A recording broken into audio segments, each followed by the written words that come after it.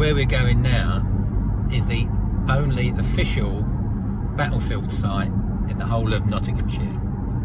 The Battle of East Stoke. That's where we're going, I hope. I can make sure we get there. Fought between the last rising of the Yorkists against Henry VII, who'd been on the throne for 2 years. So this was like a rebellion against the king, led by the last surviving heir of the Plantagenet line, the Yorkists basically. Fought here in June the 16th, 1487. I think we get off here. Yeah, we do. There you go, mate. There it is, Fort East Stoke, Elston.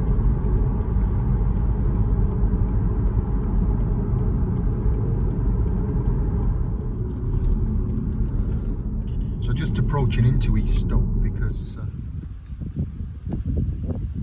Oh, so here we are. We actually found this by accident. Oh, look.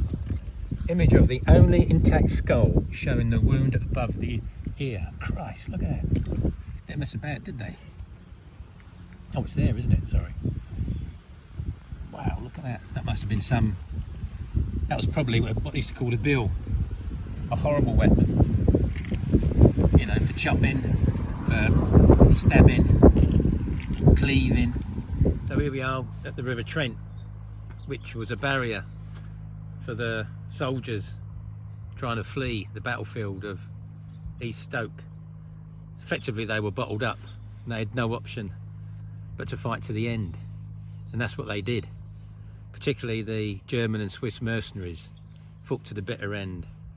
There's a story that says their bottles were riddled with arrows like hedgehogs. 1200 years ago, looking across here and seeing the Vikings in all their splendour coming down on their long ships, and what have we got?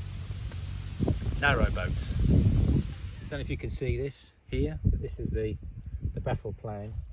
The Earl of Lincoln's troops were a mass made up of a mixture of German and Swiss mercenaries, an Irish clansman, and a few English knights maybe still trying to get the Yorkists back on the throne. And what you see here is what's been termed the English Vanguard. Henry VII is with his main troops around the village of East Stoke, and he sends his Vanguard in to engage the enemy.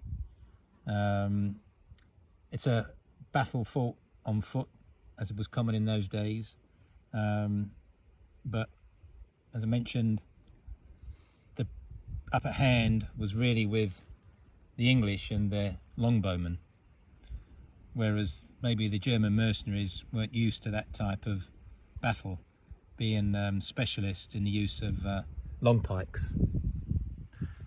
Not much good having a long pike if your enemy's shooting hundreds of arrows at you from about 100 yards. And this drove them back towards, it's not shown here, maybe that's it there, a place that's now infamous and known as the Red Gutter, where in particular the Germans, or what was left of the Germans, realised is their exit was well, they didn't have an exit because of the River Trent, so they just put up a last ditch battle and died to a man. So this is the memorial, quite a modern memorial at St Oswald's Church at Stoke. Is it called Stoke Field? Stoke Field, yeah. Stoke Field. Commemorating the dead of the Battle of Stoke Field.